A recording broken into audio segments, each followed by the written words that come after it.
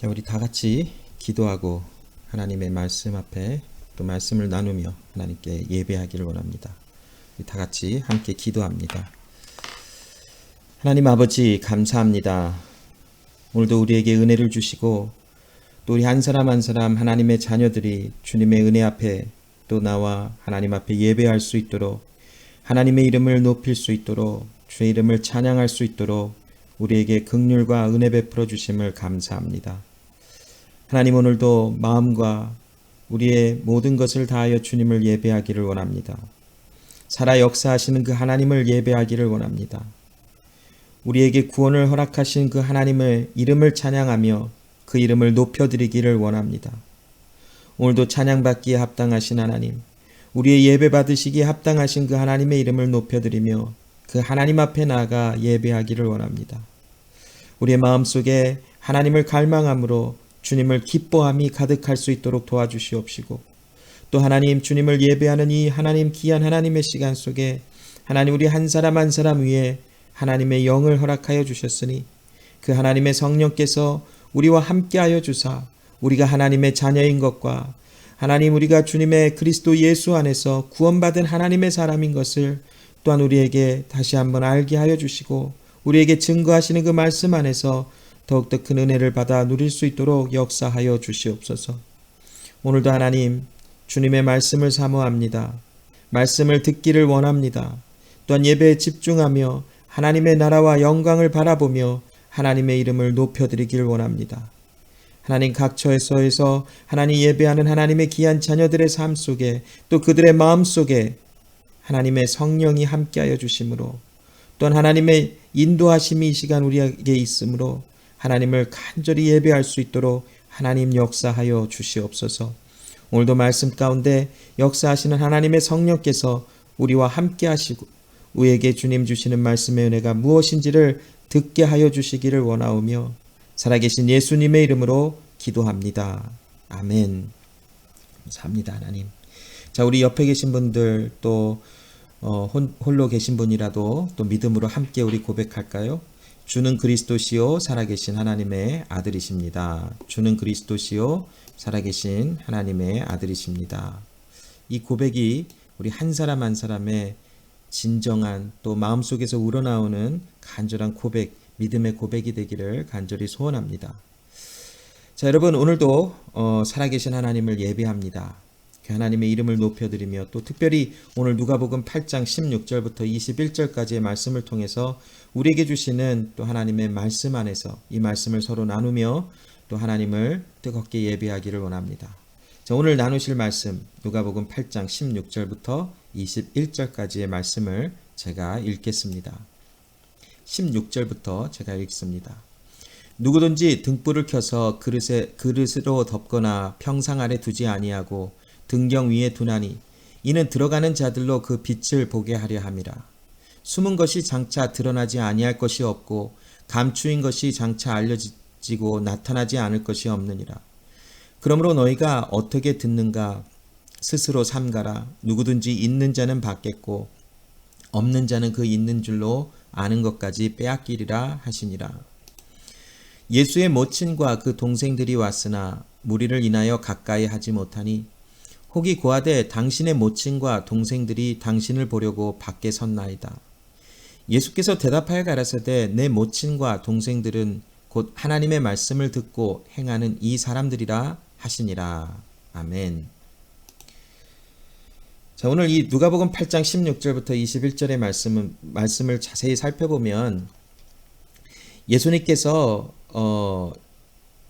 그 자신의 말씀을 또한 자신의 가르치심을 빛으로 비유하시며 그 빛이 마치 모든 것을 비추어 드러내듯이 하나님의 말씀이 모든 것을 감추어진 모든 것을 드러낼 것이며 또 그 드러나는 모든 하나님의 말씀 가운데 우리에게 하나님의 말씀에 반응하며 그 말씀에 순종하는 열매를 맺기를 원하시는 그 하나님의 아들의 요청의 말씀 또 우리를 그렇게 부르시는 그 하나님의 말씀이 오늘 본문에 기록되어져 있는 것입니다.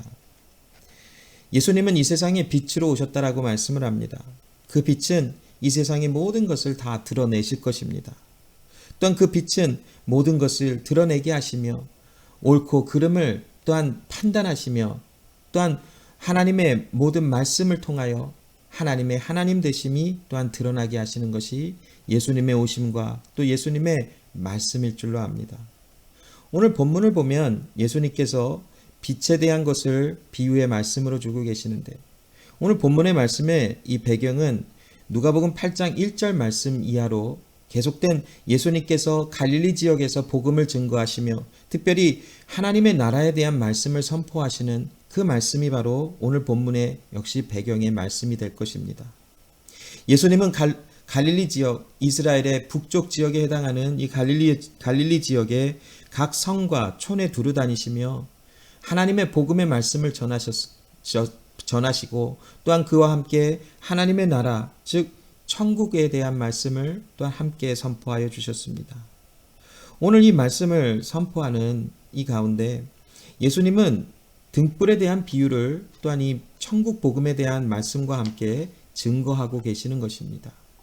오늘 본문의 16절의 말씀에 보면 누구든지 등불을 켜서 그릇으로 덮거나 평상 아래 두지 아니하고 등경 위에 두나니 이는 들어가는 자들로 그 빛을 보게 하려 함이라 라고 말씀합니다.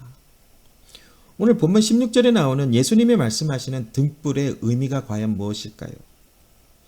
등불은 만약 어떤 사람이 등불을 켜서 집 안에 둔다면 정상적인 사람이라면 등불을 켜서 그릇으로 그 등불을 덮어버리거나 아니면 어떤 상자 안에다가 두거나 아니면 어떤 침대 밑에다가 두어서 그 등불이 많은 곳을 비치지 못하게 하는 일은 별로 하지 않을 것입니다.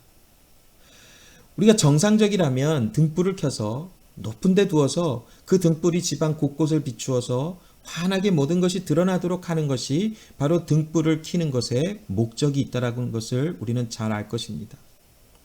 예수님의 오늘 본문의 말씀 속에서 보면 등불을 켜서 그 누구도 그릇으로 덮거나 평상 아래 두지 아니하고 높은 곳 위에 두어서 많은 사람들, 그 집으로 들어가는 사람들을 비추리라 라고 하시는 말씀을 주십니다. 그러면 과연 예수님이 말씀하시는 이 등불의 구체적인 의미는 무엇입니까? 오늘 이 등불의 의미를 우리는 두 가지 관점에서 좀 살펴보면서 어떤 것이 이 예수님이 말씀하시는 등불의 말씀으로 등불에 관한 의미로 더 가까운지를 좀 살펴보면서 오늘 말씀의 나눔을 좀 시작해 보기를 원합니다. 어떤 사람들은 이 예수님이 말씀하신 등불에 대해서 설명하면서 이 등불은 이제 제자들에게 하나님의 말씀을 선포하라라고 하시는 말씀의 의미에서 전해진 것이다라고 증거하는 많은 분들이 계십니다. 이 말씀은 제자들에게 이제는 너희는 세상의 빛이니 세상에 나가서 많은 사람들에게 빛을 비추어야 한다라고 말씀을 하는 것처럼 해석을 하시는 분들이 있습니다. 자, 그 말씀을 근거로 그 해석에 대한 근거로 마태복음 5장 15절로 16절에 등불의 비유에 대한 말씀이 같은 말씀이 나오고 있는데 그 말씀을 특별히 16절의 말씀을 근거로 이 말씀은 예수님이 제자들에게 세상에 나가서 사람들에게 등불을 비추는 것, 즉 사람들에게 많은 사람들에게 천국 복음에 대한 말씀을 전함으로 그들로 하여금 하나님의 말씀을 듣게 하라라고 해석을 한다라고 합니다. 여러분 마태복음 5장 15절로 16절의 말씀을 한번 읽어볼까요? 이 말씀을 읽어보면 사람이 등불을 켜서 말 아래 두지 아니하고 등경 위에 두나니 이러므로 집안 모든 사람에게 비추느니라. 이같이 너의 빛을 사람 앞에 비치게 하여 저희로 너의 착한 행실을 보고 하늘에 계신 너의 아버지께 영광을 돌리게 하라라고 말씀을 합니다.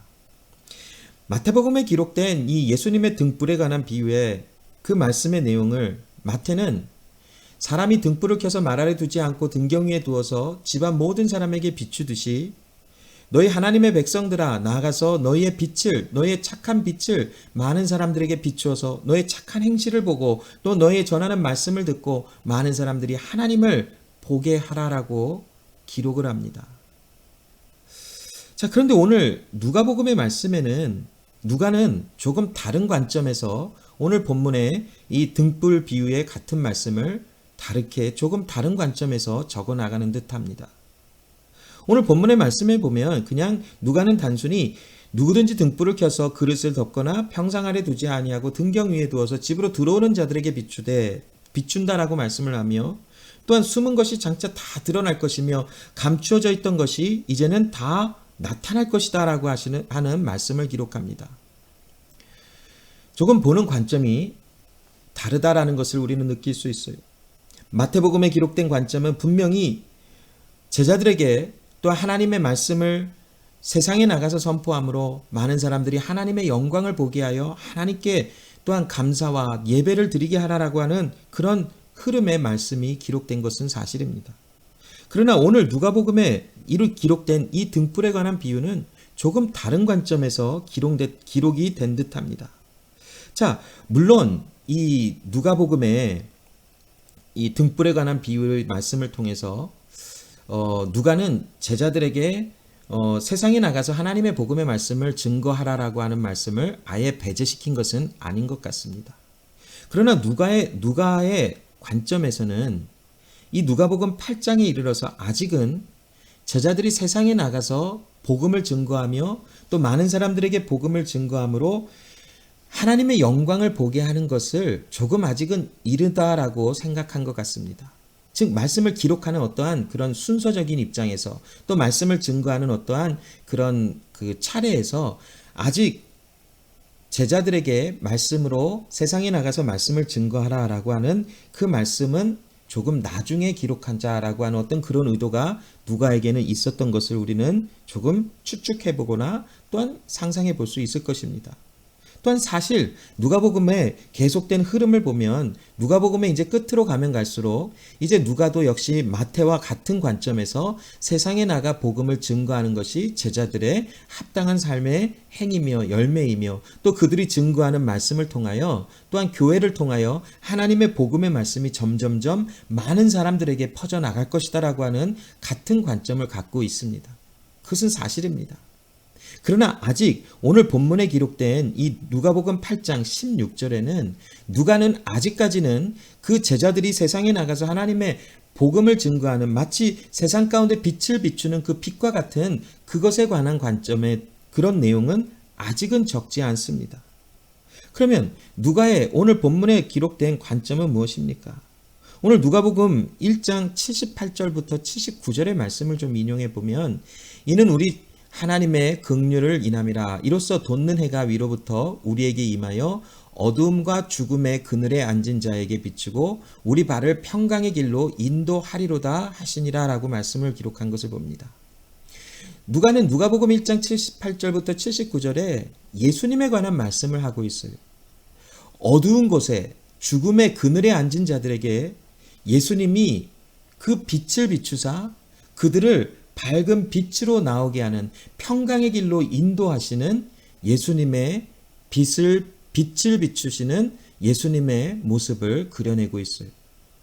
오늘 누가복음 8장 16절에 등불이라고 하는 이 예수님이 증거하신 비유의 말씀을 기록을 하면서 조금 더 어떤 것을 조금 더 부각시키고 강조하는 것이냐 하면 바로 이 등불이라고 하는 것은 예수님의 가르치심 또한 빛으로 오신 예수님 자체가 증거하고 계신 선포하고 계시는 말씀이다라고 또한 강조하고 있는 것입니다. 예수님께서 말씀을 가지고 이 세상에 오셔서 또 말씀 자체이신 예수님께서 이 세상에 오셔서 증거하시는 말씀이 어두움과 죽음의 그늘에 앉아 죽을 수밖에 없는 하나님의 많은 사람들에게 이제 빛으로 비추시사 그들의 발을 평강과 또 하나님의 구원의 길로 인도하시는 영광의 빛이신 예수 그리스도라고 설명하고 있는 것입니다.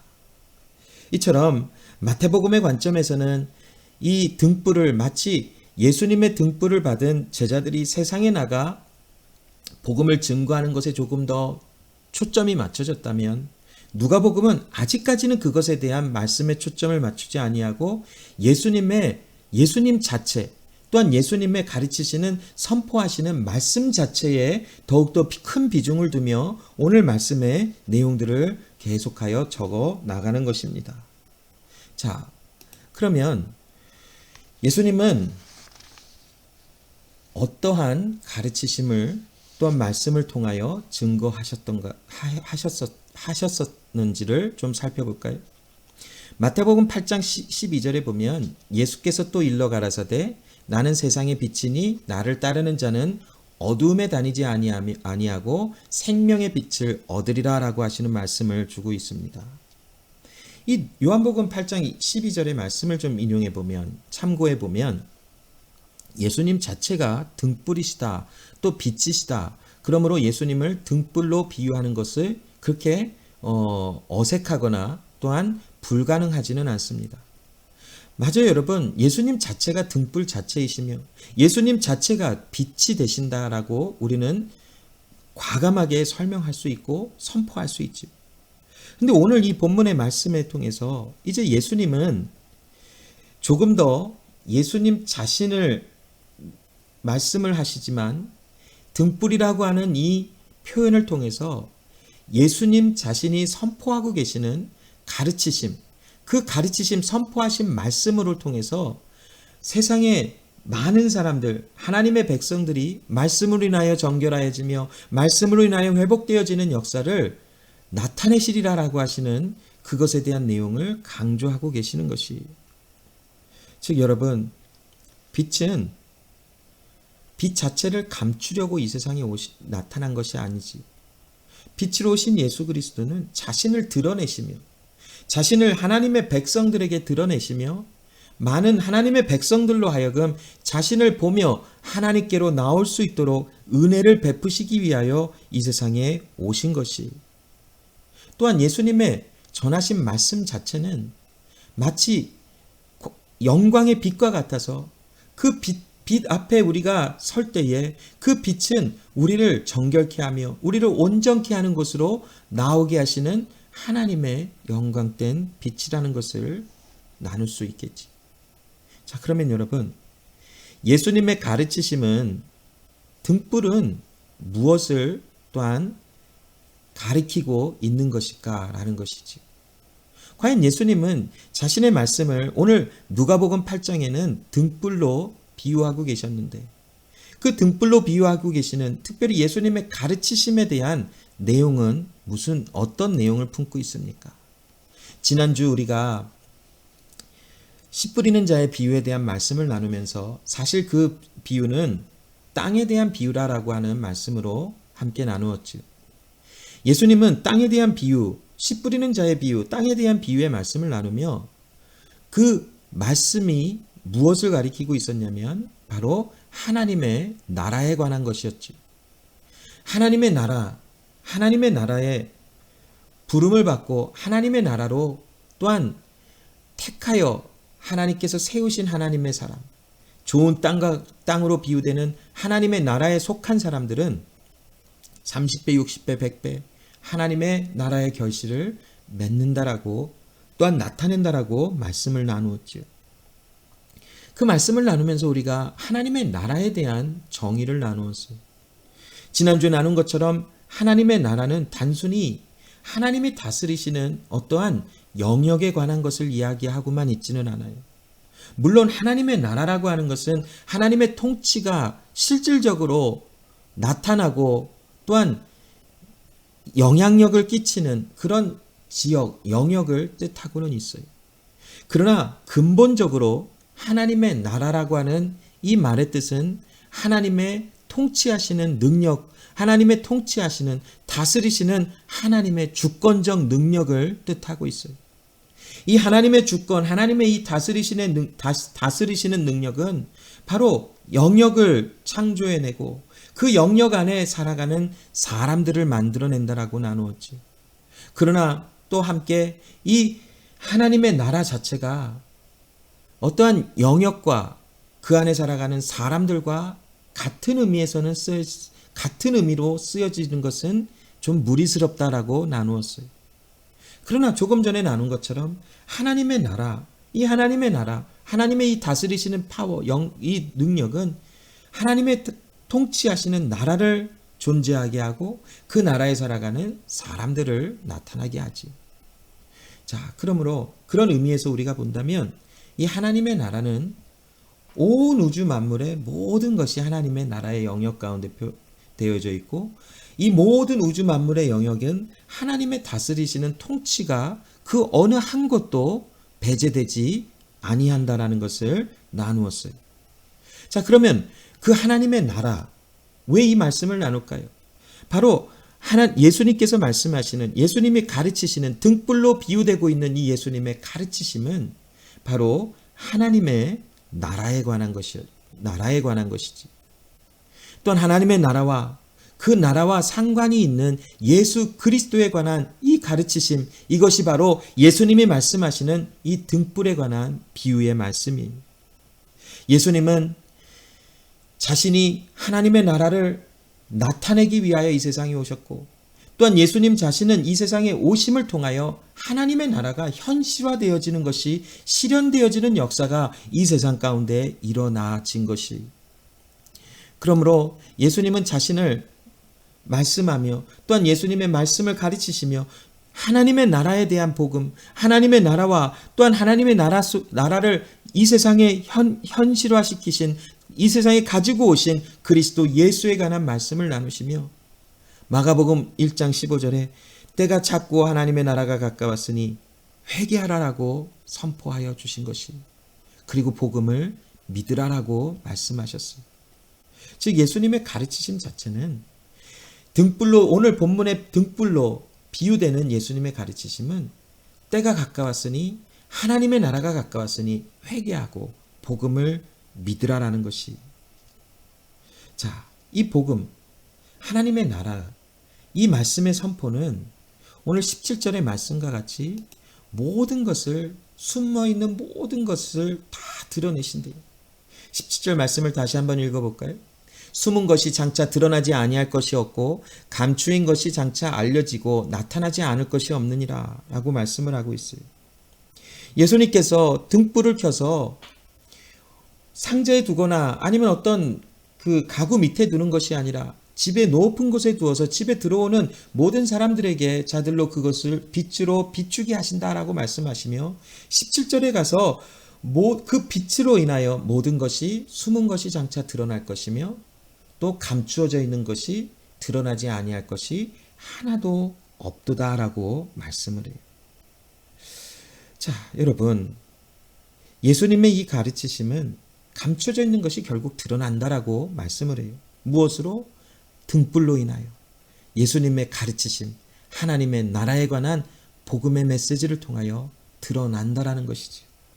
즉 여러분, 하나님의 진리, 하나님의 영광의 빛은 스스로 나타내시고 스스로 우리에게 보여주시는 하나님의 말씀이요, 하나님의 영광이요, 하나님의 빛이라는 것이, 우리가 그 하나님의 영광과 하나님의 빛을 찾아가거나 그것을 연구하여 볼 수 있는 존재가 아니라는 것이, 하나님의 나라, 하나님의 말씀, 하나님의 그 영광의 빛은 우리에게 찾아오셔서 우리의 마음속에 비치시며 우리에게 그 하나님의 영광의 빛을 비추시고 스스로를 나타내시는 분이 하나님이시며, 그 하나님의 영광의 빛과 영광의 하나님의 말씀이 된다는 것이, 그 하나님의 말씀 앞에 모든 것이 다 드러나질 것이라는 것이죠. 그러면 여러분, 구체적으로 무엇이 드러난다라는 것인가요? 오늘 본문 17절의 말씀에 숨은 것이 다 드러날 것이고 장차 드러날 것이며, 또한 감춰져 있는 것이 장차 다 알려지고 나타나지 않을 것이 하나도 없다라고 말씀합니다. 그러면 여러분, 구체적으로 무엇이 결국 드러난다라는 것입니까? 오늘 이 말씀을 나누면서 두 가지 관점에서 또한 보길 원합니다. 여러분, 마태복음 11장 25절부터 27절의 말씀을 보면, 그때 예수께서 대답하여 가라사대 천지의 주제이신 아버지여, 이것을 지혜롭고 슬기 있는 자들에게는 숨기시고 어린 아이들에게는 나타내심을 감사하나이다. 옳소이다. 이렇게 된 것이 아버지의 뜻이니이다. 내 아버지께서 모든 것을 내게 주셨으니 아버지 외에는 아들을 아는 자가 없고 아들과 또 아들의 소원대로 계시를 받은 자 외에는 아버지를 아는 자가 없느니라 라고 말씀합니다. 마태복음 11장 25절부터 27절의 말씀의 내용을 보면 두 그룹이 나오는 것을 볼 수 있지요. 한 그룹의 사람들에게는 하나님께서 모든 것을 다 열어서 보여주시고, 결국 그들에게 무엇이 보여진 것인가? 그것은 바로 하나님을 아는 자가 되었다라는 것이. 그러나 또 다른 한편에는 슬기롭고 지혜로운 자들에게는 하나님이 그것을 숨겨 놓으셨다라는 말씀을 주었죠. 자, 여기서 우리가 오늘 본문의 17절에 숨은 것이 다 드러날 것이며 감춰진 것이 장차 하나도 감춰진 대로 그대로 남아있지 아니하고 다 장차 드러나리라 라고 하시는 말씀은 결국 예수님과 예수님의 행하신 역사에 관한 말씀을 통하여 하나님을 알게 되어진다라는 것을 나타내고 있다라는 것이지.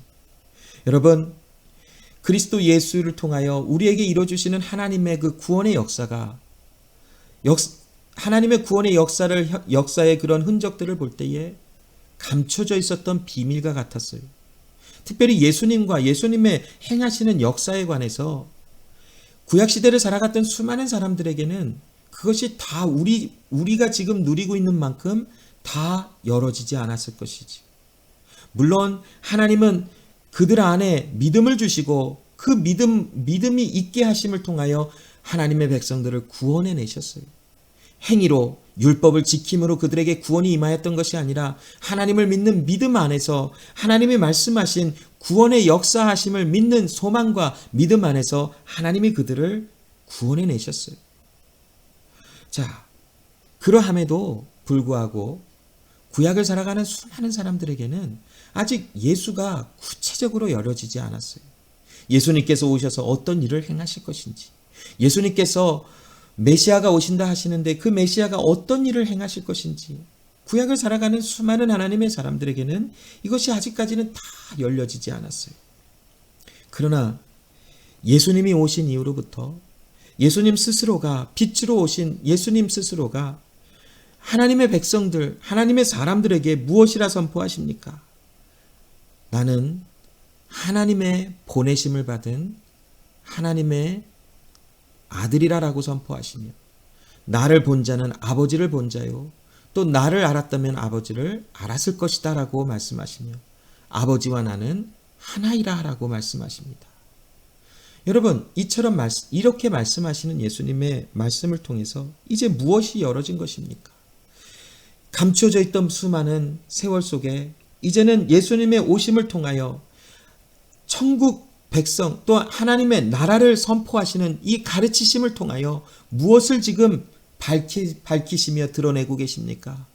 그리스도 예수, 하나님이 말씀하신 그 이가 바로 예수 그리스도이시며 예수 그리스도의 십자가의 사역을 통하여 십자가의 죽으심을 통하여 하나님의 백성들에게 구원이 완성되고 성취될 것이다라는 것이, 여러분, 이것을 바로 어린 아이들과 같은 사람들에게 나타내셨다라고 말씀합니다.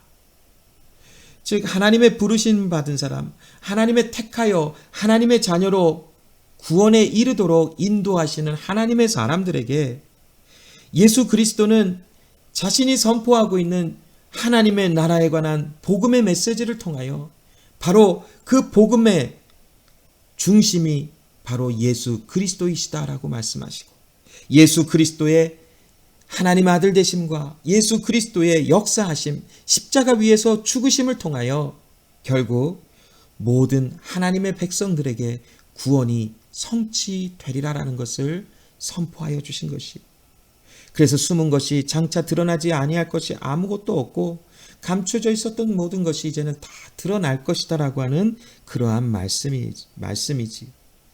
자, 그러나 이 17절의 말씀은 예수 그리스도와 예수 그리스도의 사역에 대해서만 드러난다라고 말씀하고 있는 것 같지는 않아요. 자, 한 말씀을 조금 더 볼 것인데, 자, 누가복음 2장 34절로 35절의 말씀에 보면 시므온이 저희에게 축복하고 그 모친과 마리아에게 일러 가로되 보라, 이 아이는 이스라엘 중 많은 사람의 패하고 흥함을 위하여 비방을 받는 표적되기 위하여 세움을 입었고 또 칼이 너의 마음을 찌르듯 하리라. 이는 여러 사람의 마음에 생각을 드러내려 함이니라 하더라 라고 말씀합니다. 여러분, 이 말씀 잘 알고 계시지요? 예수님이 이제 태어나셨을 때에 이제 그 유대인의 규례대로 이제 요셉과 마리아가 예수님을 데리고 성전에 올라가서 할례를 행하려고 올라간 것 같아요. 자, 그럴 때에 시몬이라고 하는 이 사람이 하나님이 말씀하신 그 메시아가 오기까지 성전에서 계속 성전을 왔다 갔다 하면서 예수님의 오심을 기다렸던 사람이지. 하나님의 성령께서 시몬에게 역사하셔서 아기 예수가 오실 때에 요셉과 마리아의 품에 안겨서 성전으로 올라오시는 예수를 보고 그 앞에 가서 경배하며 요셉과 예수님의 어머니 마리아에게 이와 같은 예언의 말씀을 선포한 것이, 자, 이 예수를 보라. 이 아이는 이스라엘 중 많은 사람의 패하고 흥함을 위하여 비방받는 표적되기 위하여 세움을 입었다라고요. 패함과 흥함, 심판과 저주에서 멸망할 사람들과 또한 하나님의 구원을 받을 사람을 위하여 많은 사람들에게 손가락질을 받고 많은 사람들에게 버림을 받게 하기 위하여 세움을 받은 예수 그리스도라라고 말씀을 해요. 또 칼이 마리아 너의 마음을 찌르듯 하리라라고 하는 것은 결국 무엇을 지금 얘기하고 있냐면 예수님의 십자가 위에서의 죽으심, 처절하게 찔려 죽이시고 갈기갈기 찢겨 죽임을 당하신 예수님의 그 모습을 이제 마리아가 바라보며 마음을 찌르듯 하는 것 같은 그런 광경을 보는 마리아의 모습을 아마 예언적인 이러한 표현으로 증거한 것 같아요. 또한 더 나아가서 이는 여러 사람의 마음의 생각을 드러내게 하려 하심이라 라고 말씀합니다. 여러분, 오늘 본문의 17절에 등불이 켜졌을 때에 감춰져 있던 것이 다 드러날 것이다 하시는 이 말씀은 당연히 하나님이 구약시대에 증거하셨던 예수 그리스도와 예수 그리스도의 사역에 관한 감춰졌던 비밀들이 다 드러나진다라고 하는 이런 근본적인 뜻을 품고 있어요. 그러나 그와 함께 오늘 누가복음엔 특별히 이 17절의 말씀을 통하여 우리에게 또 다른 무엇인가를 강조하고 있는데 그것은 무엇이냐면 마음의 생각이 다 드러나질 것이라는 것이에요. 마음에 어떤 생각을 갖고 있는지, 우리가 많은 사람들이 어떠한 생각을 갖고 살아가는 것인지, 즉 어떠한 존재인지를 하나님의 그 영광의 빛, 그 등불이 비출 때에 그 마음의 상태가 다 드러날 것이다라는 것이, 여러분, 하나님의 진리의 말씀은 모든 회중 가운데 선포가 되었어요.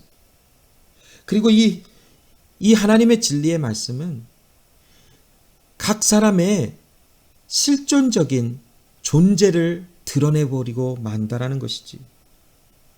그리고 이 빛이 결국에는 빛의 역할을 감당하며 이 빛은 바로 하나님의 말씀 가운데 숨겨져 있던, 감춰져 있던 비밀들을 다 드러낼 것이, 그리고 그와 함께 하나님의 말씀하시는, 하나님이 세우신 기준을 또한 말씀하실 것이, 그 하나님이 선하다, 의롭다 하시는 이 기준이 다 드러날 것이, 바로 이 기준, 이 하나님의 말씀하신 의로움의 기준이 이제 각 사람에게 비추어져서 이제 이 각 사람에게 비추어진 하나님의 말씀의 이 비추어지심을 통하여 이제 하나님의 말씀은 실현되어지고 또한 이 하나님의 말씀은 또한 확증이 되어질 것이, 이 말씀은 또한 무엇을 우리에게 경고하고 있습니까? 마음이 빛 가운데로 나와 있지 아니한 자들에게는 하나님의 심판과 또한 하나님의 마지막 심판이 그들에게 있다라는 것을 경고해주고 있는 말씀이지. 그러나 반대로 하나님의 영광의 빛 가운데로 택하심을 받아 인도함을 받은 자들에게는 하나님의 의롭고 선한 빛 가운데 어두움과 죽음의 그늘 안에서 인도함을 받아 영광과 평강의 길을 걸어가는 하나님의 사람들로 세워질 것이라는 것이, 오늘 이 17절의 말씀, 감춰져 있는 것이 다 드러날 것이다라고 하시는 이 말씀을 우리는 두 가지의 관점에서 반드시 봐야 한다라는 것이, 특별히 누가복음을 읽을 때 첫 번째 무엇이 드러나나요? 하나님의 감춰져 있던 것이 드러날 것이며, 그 하나님의 감춰져 있던 말씀, 예수님과 예수님의 행하신 그 일에 대해서 말씀이 드러날 것인데, 그 말씀을 통하여 하나님이 말씀하시는 의로움의 기준, 구원받는 하나님의 사람들의 비밀이 드러날 것입니다. 그리고 그와 함께 각 사람들의 마음의 상태, 그 실존하는 실존적인 존재, 그들의 본질적인 존재가 무엇인지를 드러나게 할 것이, 오늘 이 내용은 오늘 본문의 18절과도 긴밀한 연관성을 가지고 있어요. 18절에 그러므로 너희가 어떻게 듣는가 스스로 삼가라. 누구든지 있는 자는 받겠고 없는 자는 그 있는 줄로 아는 것까지 빼앗기리라 하시니라라고 말씀을 합니다.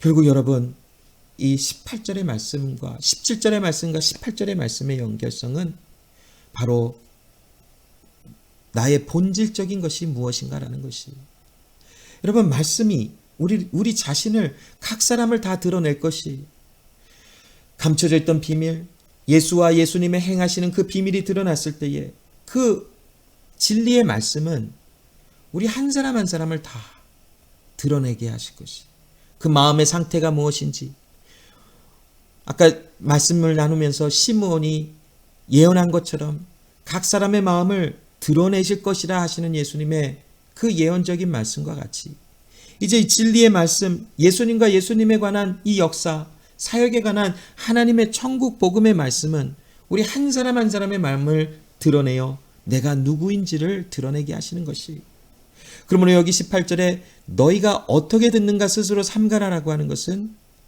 조심하여 자세히 들으라라는 것이지. 여러분, 우리가 지금까지 수많은 기회, 또 많은 기회를 통해서 우리가 듣는다라고 하는 것이 무엇인지를 나누었어요. 여러분, 듣는다라는 것은 단순히 우리 육체적인 귀로 말씀을 듣게 되어졌다라는 것을 이야기하는 것이 아니지요. 물론 듣다라고 하는 아쿠오라고 하는 이 헬라어 말은 단순히 듣는 것도 표현하고 묘사할 때 아쿠오라고 하는 말들도 자주 사용되어지긴 했어요. 그러나 하나님의 말씀을 들을 귀 있는 자는 들으라 하시는 이 말씀의 흐름과 또한 문맥상, 또한 하나님의 이 말씀의 뜻을 살펴보면 듣게 되어진 자라는 것이 들을 수 있도록 하나님의 은혜를 얻은 자라는 것이지. 즉 여러분, 듣는다라는 것은 단순히 듣고 그 말이 귓가에 들려지고 끝났다라는 것이 아니라, 듣는다라는 것은 결국 말씀이 내 안에 역사하여 그 말씀으로 인하여 그리스도 예수 안에서 하나님의 말씀이 순종되어지는 결과가 나와지는 것, 이것이 바로 듣는다라는 것이. 그러면 여러분, 누가 듣습니까? 오늘 본문의 말씀처럼 등불이 누군가를 비추고 있을 때에, 그러함으로 감춰졌던 것이 다 드러날 때에 그들은 듣는 자가 되어진다라는 것이. 여러분, 우리가 이것을 잘 구분해야 할 것이, 하나님의 말씀은 내 안에 어떠한 지식과 내 안에 어떠한 훌륭한 인품이나 성품이나 또 내 안에 어떠한 능력이 있어서 하나님의 말씀을 들어볼 수 있게 되어진 것이 아니라는 것이죠. 간절하게 원한다고 해도 하나님의 허락하심과 하나님의 부르심과 택하심이 없다면 이 말씀은 절대로 들을 수 없다라는 것이죠. 그러나 하나님의 택하심을 받지 아니한 자들은 하나님께 말씀을 간절히 원한다라고까지 또 할 수 없는 존재라는 것이. 오직 누가 하나님의 말씀을 갈망할 수 있는가? 누가 하나님의 말씀을 사모하며 누가 하나님의 말씀을 기뻐할 수 있는 자인가? 그것은 바로 그 영광의 하나님의 빛이 누군가에게 비춰져서 그 사람으로 하여금 하나님의 생명을 얻게 되어진 자, 그들만이 바로 하나님의 말씀을 갈망하게 되어져 있고 하나님의 말씀을 가슴 저리게 원하는 그러한 역사가 일어나게 되어진다는 것이. 그래서 예수님은 자세히 들으라, 간절히 자세하게 귀를 기울여 들으라. 누구에게 하십니까? 들을 귀가 주어진 자, 하나님의 영광의 은혜 속에서 예수 그리스도의 생명을 얻은 자들에게 말씀하고 계시는 것이. 또한 그러나 한편으로 여기 없는 자는 있는 줄로 아는 것까지 빼앗기리라라고 말씀하고 있어요. 여기 있는 자는 받겠고 없는 자는 있는 줄로 아는 것까지 다 빼앗기리라라고 말씀하고 계시는데, 이 말씀을 우리가 나누면서 누가복음 19장 11절로 27절에 나오는 열 문화에 대한 비유의 말씀을 좀 함께 나눠볼까요? 물론 마태복음에 달란트의 비유도 나와 있어 같은 내용을 뜻하고 있어요. 그러나 누가복음의 비유를 조금 더 살펴볼게요. 누가복음 19장 11절부터 27절에 그 긴 구절들의 말씀에 보면 열 문화에 대한 비유의 말씀이 나와요. 어떤 한 주인이 이제 멀리 떠나게 되어서 10명의 자신의 종을 불렀어요.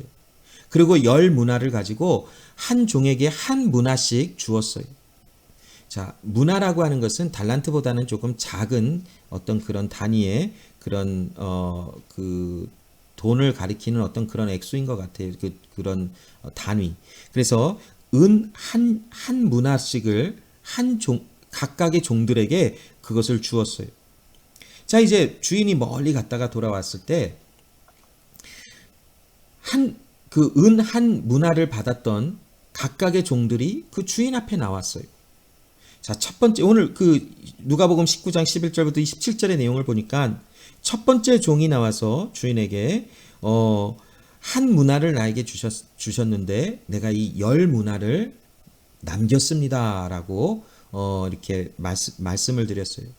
그랬더니 그 주인이 착하고 충성된 종아라고 말씀을 하며 이 몇 고을을 다스리리라라고 10고을, 5고을 각자의 어떤 분량에 따라서 어떤 기준인지는 우리는 모르지만 예수님의 비유의 말씀을 가운데 주인이 그 각각의 종들에게 다스릴 고을에 관한 어떤 그 분량을 맡기시는 장면이 나와요. 자, 그런데 마지막 그 한 종이 나와서 주인에게 이렇게 말을 해요. 21절의 말씀을 한번 제가 읽어볼까요? 이는 당신이 엄한 사람인 것을 내가 무서워함이라. 당신은 두지 않은 것을 취하고 심지 않은 것을 거두나이다. 이 마지막 나타났던 이 종은 한 문화를 주인에게 받아서 땅에 감추어 두었다가 주인이 돌아오자 감춘 것을 다시 캐어서 주인에게 다시 한 문화를 주었어요. 그러면서 하는 말이 나는 당신이 굉장히 무서운 사람인 줄 압니다. 그리고 당신은 두지 않은 것을 취하고 심지 않은 것을 거둡니다 라고 하는 이런 말을 이 주인에게 했어요. 그러자 주인이 내가 엄한 사람이며 두지 않은 것을 취하고 심지 않은 것을 거두는 줄 아느냐, 악하고 게으른 종아 하면서 그를 꾸짖으며 바깥 어두운 데서 슬피 울며 이를 갈미 있으리라 하며 가진 것도 다 빼앗으라 라고 하는 말씀이 나와요. 자, 이 열 문화의 비유나 오늘 본문에 나온 18절에 있는 자는 받겠고 없는 자는 그 있는 것처럼 아는 것까지 빼앗기리라 라고 하는 말씀은 무엇입니까?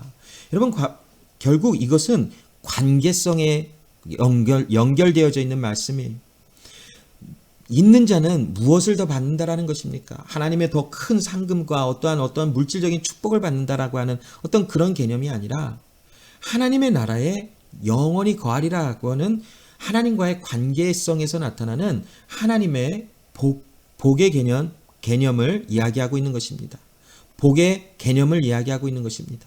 그래서 있는 자, 하나님의 아들의 생명을 얻은 자는 하나님의 나라에 들어가 하나님과 영원히 함께 사는 그런 관계성에서 있는 하나님의 복에 관한 개념을 이야기하는 것이지만 반대로 없는 자는 오늘 이 조금 전에 제가 나눈 열 문화의 비유와 같이 이 마지막 종은 주인과 상관관계가 없는 사람이었어요.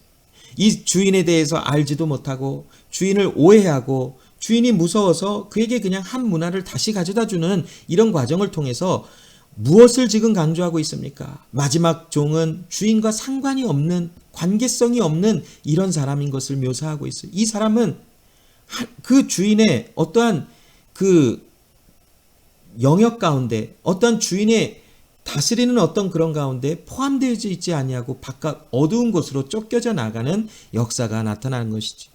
이거와 같이 여러분, 없는 자는 빼앗기리라라고 하는 것은 결국 하나님의 택하심과 하나님의 세우심을 받지 못한 이러한 사람들에게는 하나님의 나라를 상속받지 못한다라고 하는 결론적인 말씀이에요. 여기 보면 18절에 있는 줄을 아는 것까지 빼앗기리라라고 하는 말씀이 나와요.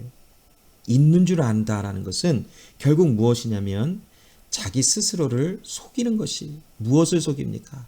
마치 자기는 있는 것처럼 자신을 속이는 것이, 스스로가 자기에게 스스로가 속아 넘어간다는 것이, 마치 여러분 한 예를 들어볼까요? 바리새인이 자신은 경건하며 의로운 줄 알았어요.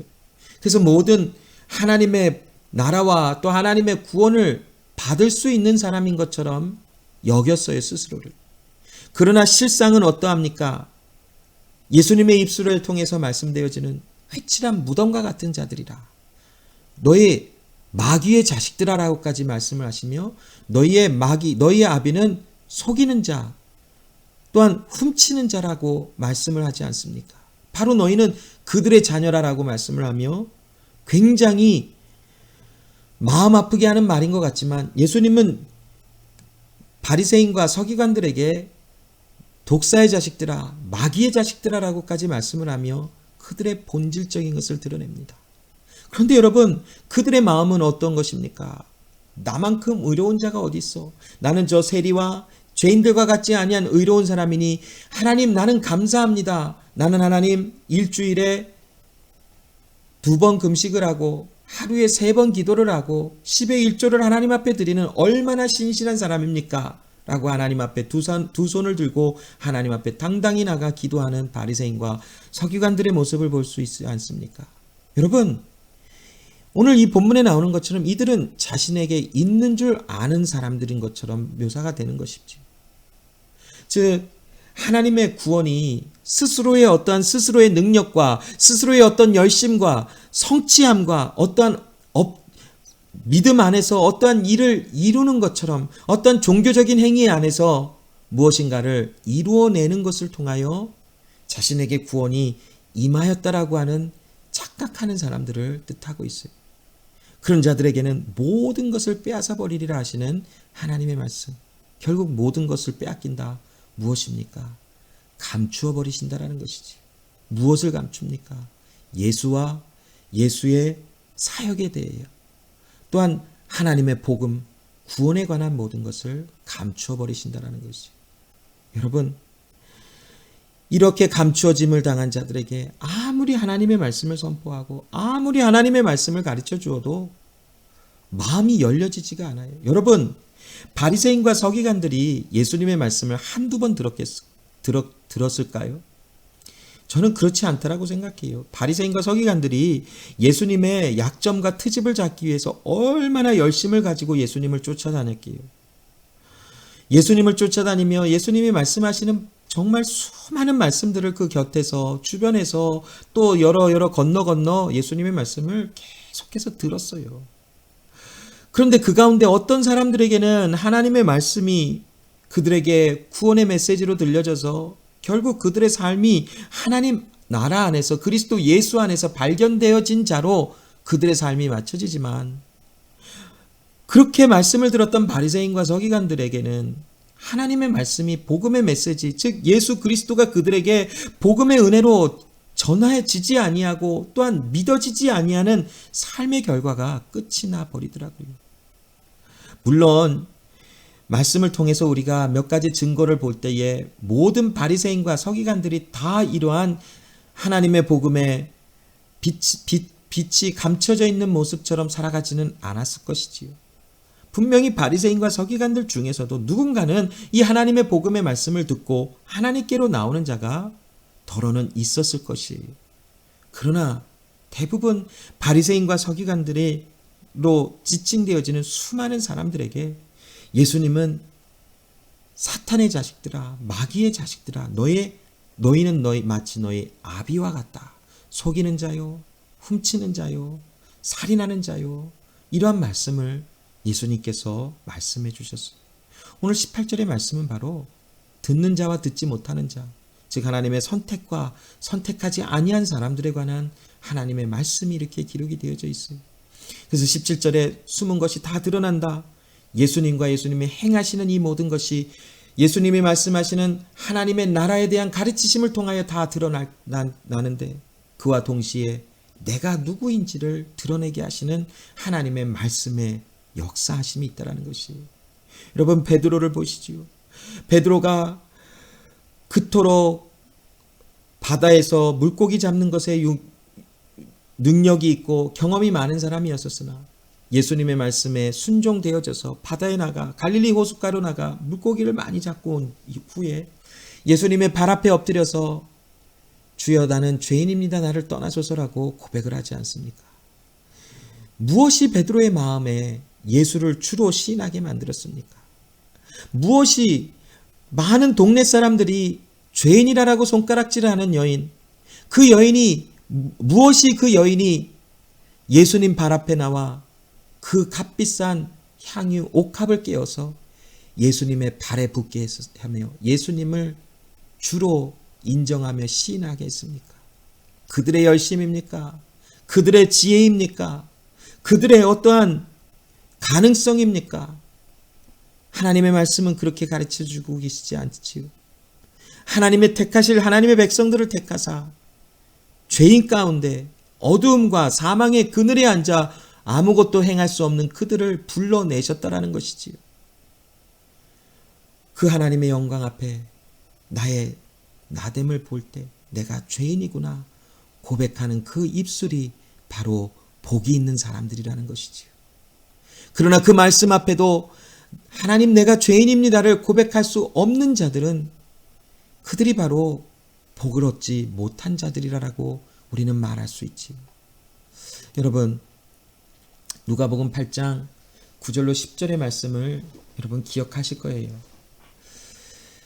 10절에 특별히 보면 가라사대 하나님의 나라의 비밀을 아는 것이 너희에게는 허락되었으나 다른 사람에게는 비유로 하나니 이는 저희로 보아도 보지 못하고 들어도 깨닫지 못하게 하려 함이니라 라고 말씀을 한 것이지. 여러분 조금 전에 계속하여 설명드린 것처럼 우리는 하나님의 누구에게 이 말씀을 보여주시고 누구에게 감춰버리신 기준을 우리는 알 수 없어요. 지난주에도 나눈 것처럼 이것은 바로 하나님의 미스테리라고 밖에 말할 수밖에 없어요. 신비, 하나님의 신비하십니다. 구원의 신비다.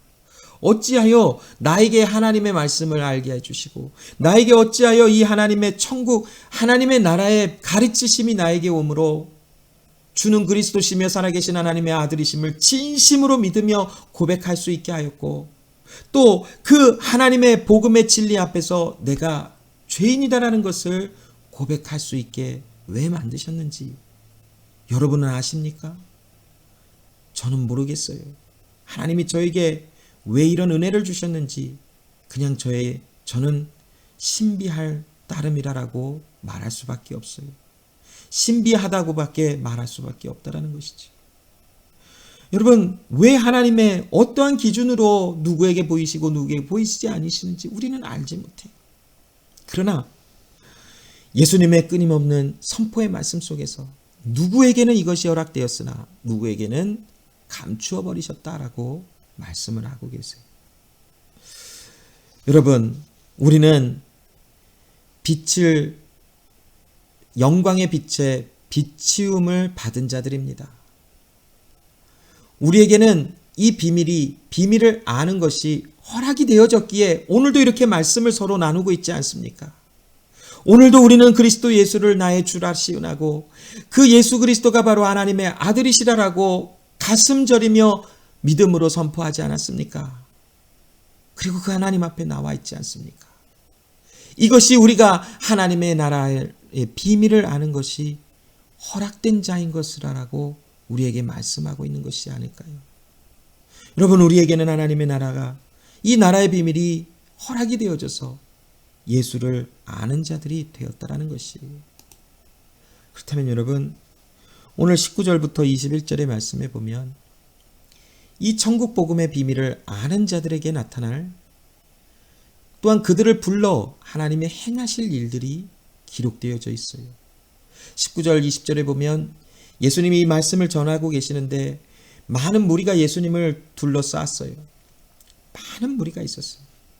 그런데 예수님의 모친과 예수님의 동생들이 예수님을 찾아왔어요. 다른 복음서에는 예수님이 좀 뭔가 이상하다라고 느껴서 또한 소식을 듣고 예수님이 조금 염려가 돼서 어머니와 동생들이 찾아왔다라고 하는 기록이 있는데 누가는 굉장히 짤막하게 이 부분을 기록을 하면서 그런 내용은 굳이 쓰지를 않았어요. 그래서 오늘 누가복음만 보면 예수님의 모친 마리아와 예수님의 동생들이 예수님을 왜 찾아왔는지에 대한 그런 동기는 나와 있지 않아요. 누가복음에는 그 동기가, 예수님을 찾아온 동기가 그렇게 중요하지는 않아요. 그런데 여러분, 예수님이 이 말씀을 전하고 있는데 이제 가까이 오지 못했어요. 예수님의 그 어머니와 동생들이. 그러자 누군가가 예수님께 알려드렸어요. 예수님 선생님, 당신의 어머니와 동생들이 당신을 보려고 밖에 섰습니다 라고 얘기했어요. 이 누가복음의 이 초점은 이제 어디에 맞춰져 있냐면 예수님의 어머니와 동생들이 왜 왔는가에 초점이 맞춰져 있는 것이 아니라 누가 예수님의 동생과 누가 예수님의 어머니와 같은 사람들인가라는 것이, 여기 21절에 예수께서 대답하여 가라사대 내 모친과 동생들은 곧 하나님의 말씀을 듣고 행하는 이 사람들이니라 하시니라라고 말씀을 해요. 갑자기 왜 예수님이, 누군가가 와서 예수님 당신의 어머니와 동생들이 왔습니다라고 했는데 갑자기 예수님이 내 어머니와 내 동생들은 내 말을 듣고 행하는 하나님의 사람들이라 라고 말을 했을까요? 아마도 예수님은 이 기회를 통하여 하나님의 말씀을 가르치시기 원하셨을 것이지. 어떤 말씀?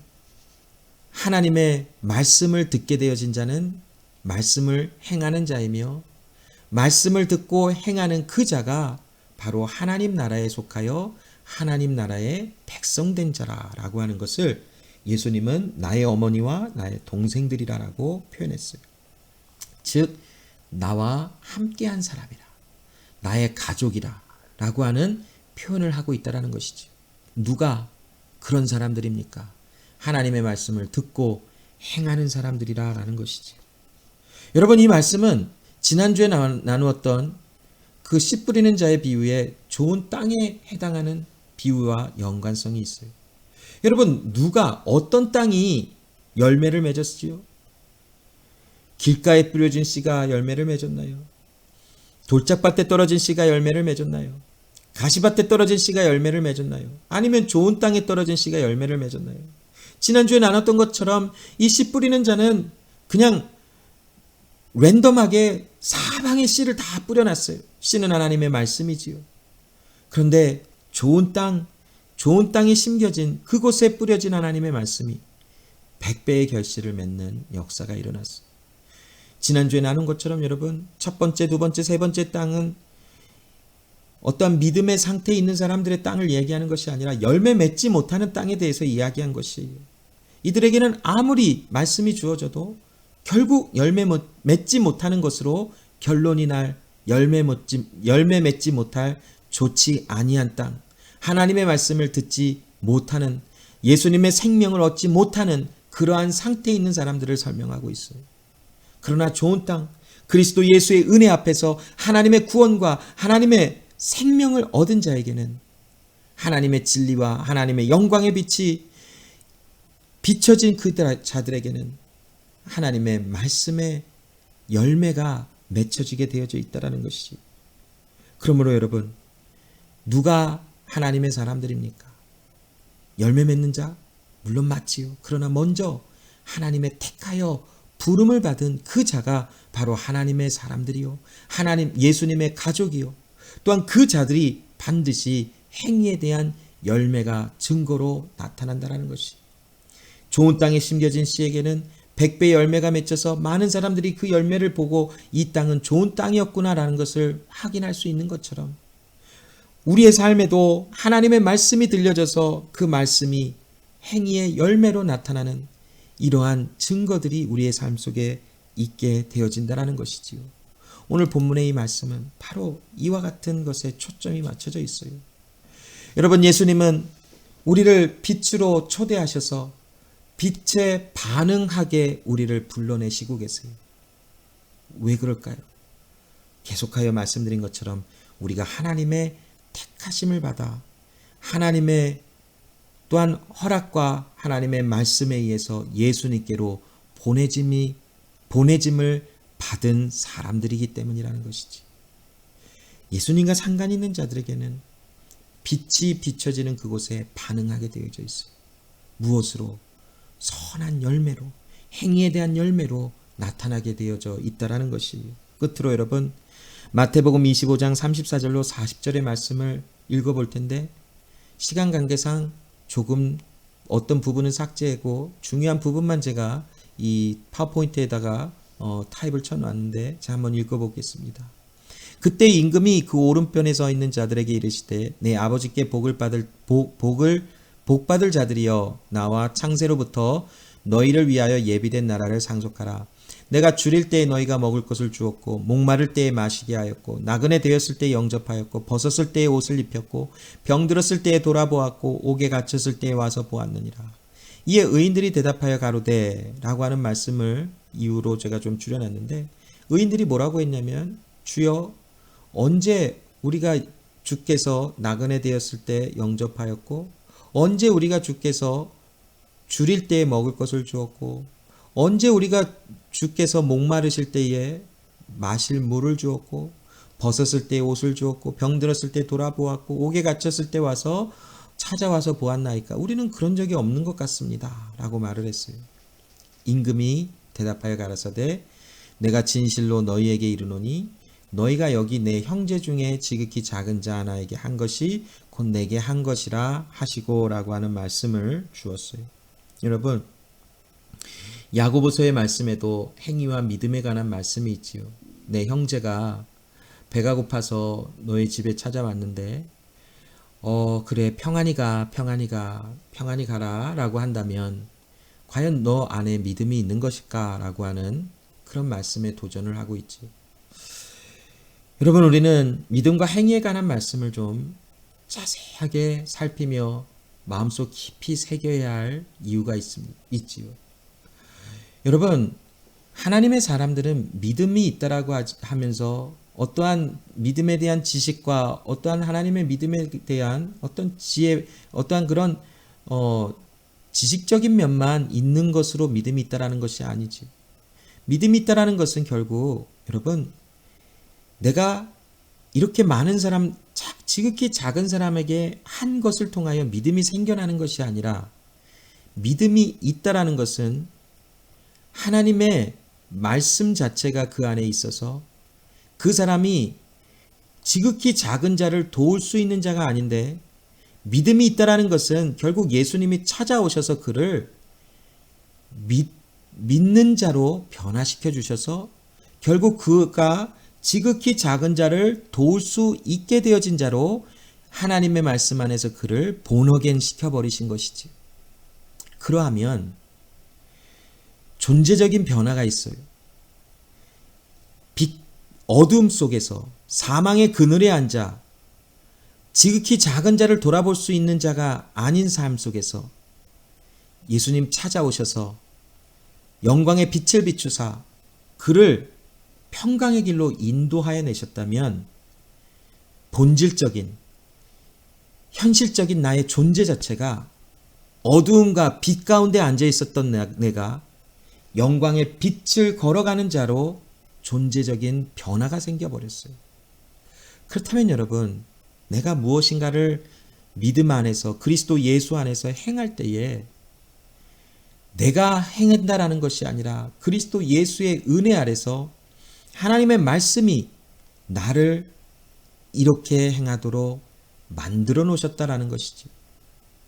그렇다면 나는 가만히 있고 하나님의 말씀이 그냥 이렇게 내 안에서 막 나와서 움직이면서 어떤 일을 행한다라는 것이 아니라 내 안에 말씀 자체가 존재하므로 이제는 내 영혼에 하나님의 말씀이 새겨져서 하나님이 기뻐하시고 온전하시고 선하신 뜻이 무엇인지 분별하게 되어지므로 이제 내 육체가 내 마음속에로부터 나오는 생각의 흐름을 따라 이제는 움직이게 되어져 있다라는 것이, 이것이 행위와 믿음과 행위의 온전한 관계라는 것이, 행위가 좋다고 믿음이 자라나고 믿음이 좋아지는 것이 아니, 믿음의 은혜가 채워져 있기에 우리 안에 행위가 열매로 나와지는 것이지.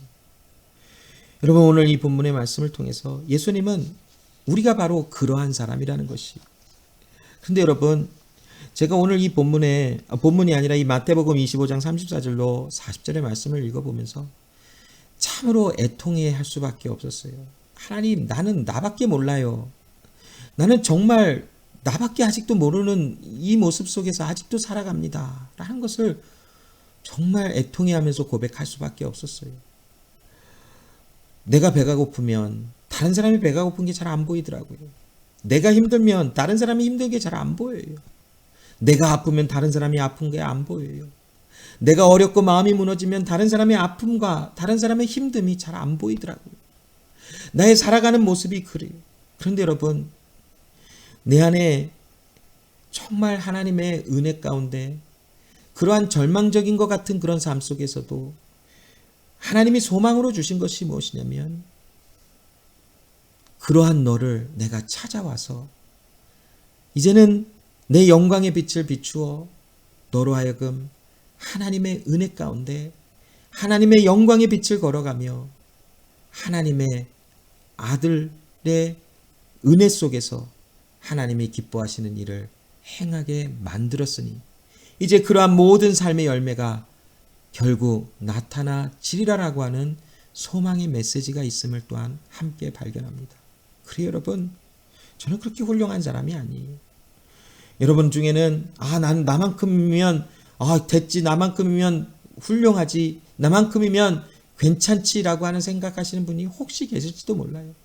그러나 저는 이 하나님의 오늘 본문에 주시는 이런 말씀 앞에 한없이 가슴을 치며 애통해하며 정말 힘들 수밖에 없었어요. 왜냐하면 이런 모습이 나에게 아직 완성되지 않았기 때문에, 아직도 나는 나밖에 모르는 삶을 살아가고 있는 나의 연약함을 발견했기 때문에, 그래서 저는 오늘도 그 하나님 앞에 주여, 나는 죄인입니다, 나를 불쌍히 여기소서라고 고백할 수밖에 없었다는 것을 나누고 싶어요, 여러분. 그러나 여러분, 저에게 마음속의 소망은, 마음속에 또한 주시는 하나님의 부르심의 그 은혜는, 저는 오늘 이 마태복음 25장 34절로 40절에 있는 이 말씀을 향하여 바라보고 내 모습 속에 하나님 주시는 은혜 가운데 내 몸을 쳐 복종시켜 이 하나님의 말씀 앞으로 나가는 은혜 가운데 부름을 받았으니 저는 나가기를 소원합니다. 여러분, 우리 모두가 이와 같은 은혜를 다 함께 나누고 싶어요. 우리 모두가. 여러분도 이런 말씀 가운데 하나님의 주시는 이 빛 가운데 반응되어지는 이것이 여러분의 마음속에 소망으로 있기를 간절히 소망하며 기도하고 바랍니다. 여러분, 우리 익트수 제자교회, 하나님께서 연약한 가운데 지금까지 인도하여 내시고 지금까지 이렇게 교회로서 존재하게 하신 하나님의 은혜가 있습니다. 우리는 믿음 안에서 한 교회, 한 지체 가운데 속하여 연합된 하나님의 사람들입니다. 그러므로 여러분, 이제 하나님께서 주시는 이 은혜 가운데 서로가 서로를 돌보며 서로가 서로를 날마다 권면하며 세워주기를 쉬지 않으며 날마다 하나님의 은혜 가운데 지극히 작은 자에게 하나님의 은혜를 선포하고 나눌 수 있는 그런 사람들로 견고하게 나아가지도록 하나님 앞에 간절히 기도하며 살아갑시다.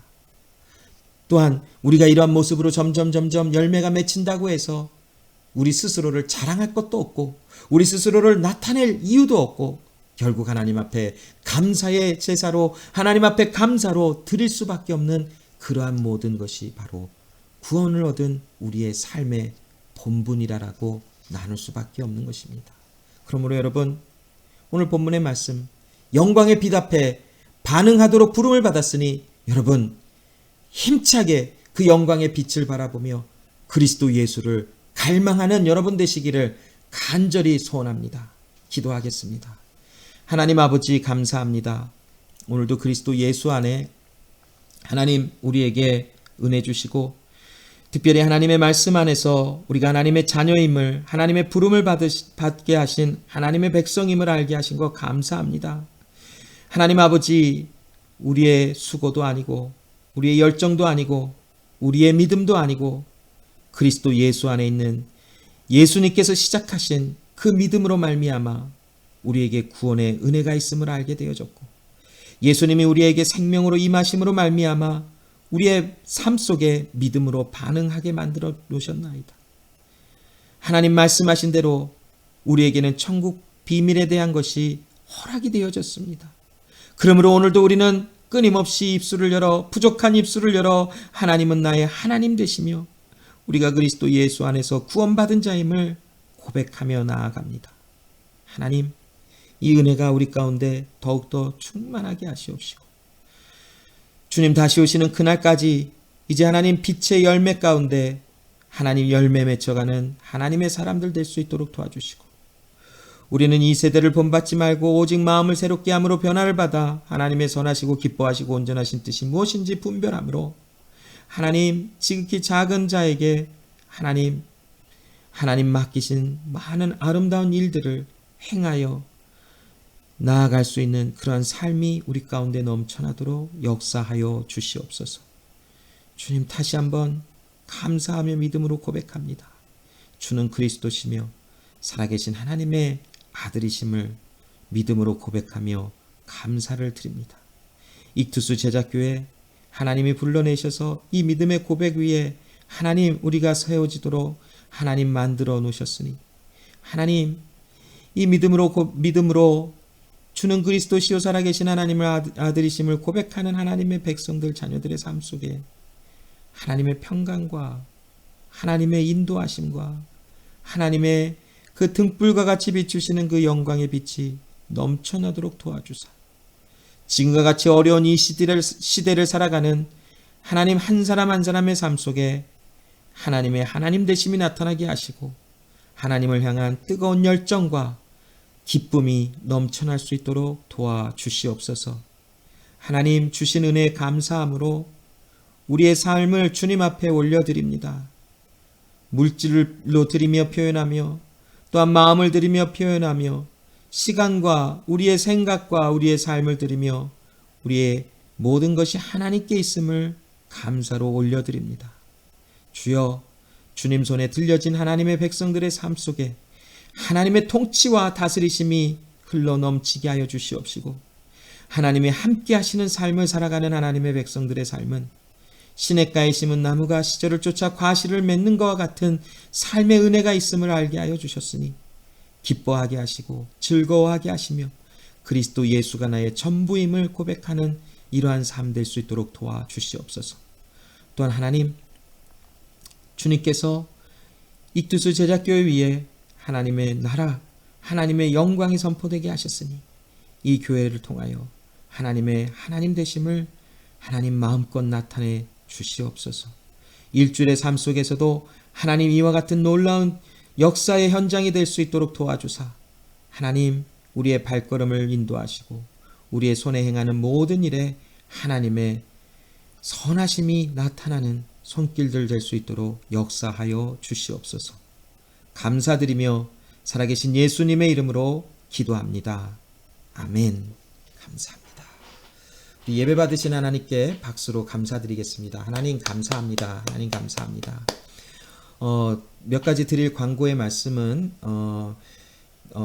여러분 마음 가시는 대로 하나님께 드리실 헌물은 제가 그 교회 카톡방에 제공하여 드린 주소로 여러분 체크 발행하셔서 보내주시면 도착하는 대로 제가 기록하고 저희 교회 은행에 디파짓을 하겠습니다.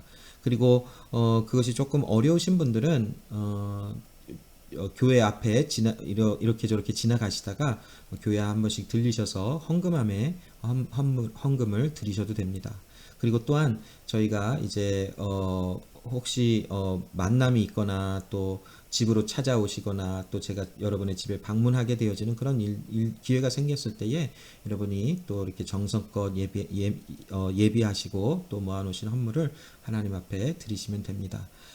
그리고 이제 앞으로 이 예배를 진행하는 그런 아직은 온라인으로 진행하는 예배의 그런 형태가 아직은 좀 지속이 될 것 같은데 예배를 지난주까지는 우리가 웹엑스를 사용해서 주일 예배를 드렸습니다. 그런데 이번 주부터는 이제는 이 유튜브로 해서 예배를 드려지게 됐습니다. 그래서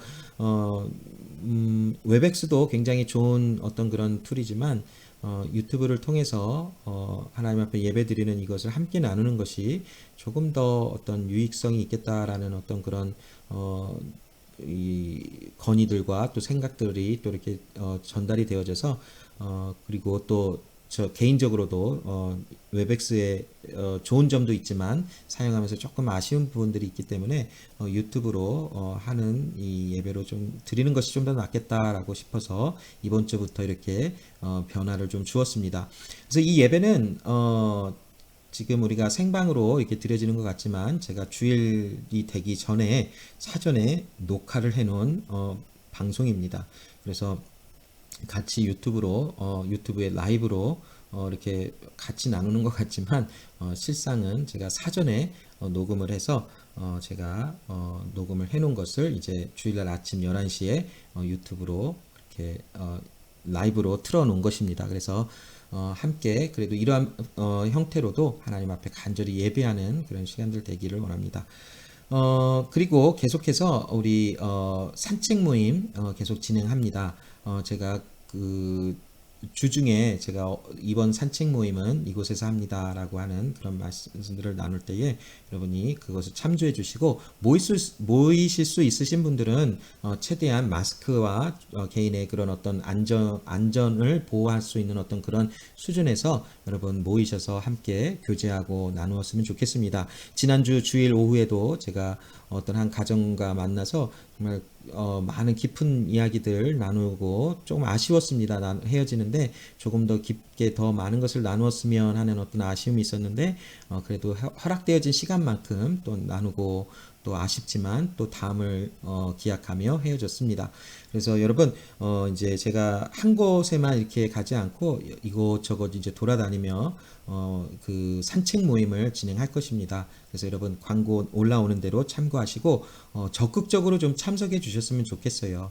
뭐 물론 어떤 때는 저 혼자 가서 그냥 이렇게 있다가 올 때도 있을 것을 저는 분명히 예상하지만 그러나 그러함에도 여러분 적극적으로 좀 참석하실 수 있으신 분들은 여러분이 그 마음에 허락되어지는 어떤 부분까지 건강에 유의하시고 안전에 유의하시면서 참석을 해 주시기를 바랍니다.